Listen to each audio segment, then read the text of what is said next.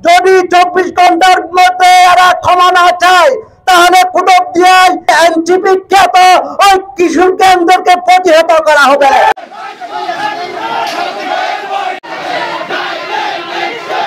আজকের প্রতিবাদ সমাজ থেকে ঘোষণা করতে চাই, হত হাতি জল এই সাগরে তলিয়ে গেছে।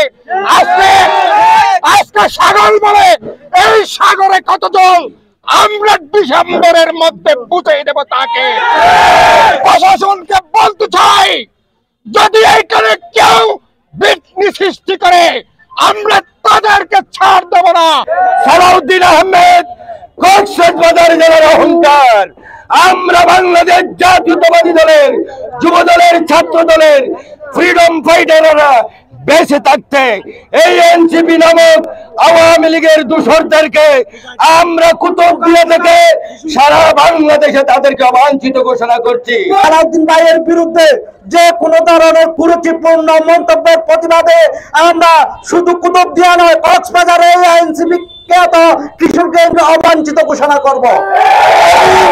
যদি 24 ঘন্টার মধ্যে এরা ক্ষমা না চায় তাহলে কুতুবদিয়ায় এনসিপি খ্যাত ওই কিশোর কেন্দ্রকে প্রতিহত করা হবে।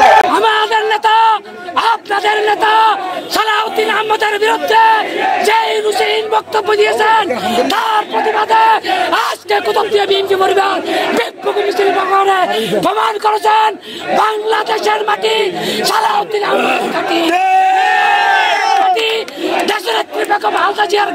আমাদের বিএনপির লক্ষ লক্ষ নেতা কর্মী, কোটি কোটি নেতা কর্মী প্রস্তুত রয়েছে যেগুলো সচেতনতা প্রতিহত করার জন্য। এই যে ভিনগর কাজ বন্ধ করে সুষ্ঠুতার রাজনীতি করুন।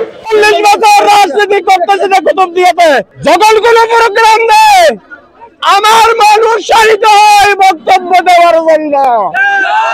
আজকে আমি দ্বিধাদ্বন্দ্বে পড়ে গেছি, কি বলবো, কার সাথে কথা বলবো, কার সাথে প্রতিযোগিতা করবো। আমি একটা শিশু দল নিয়ে মাথা ব্যথা করি আপনারা।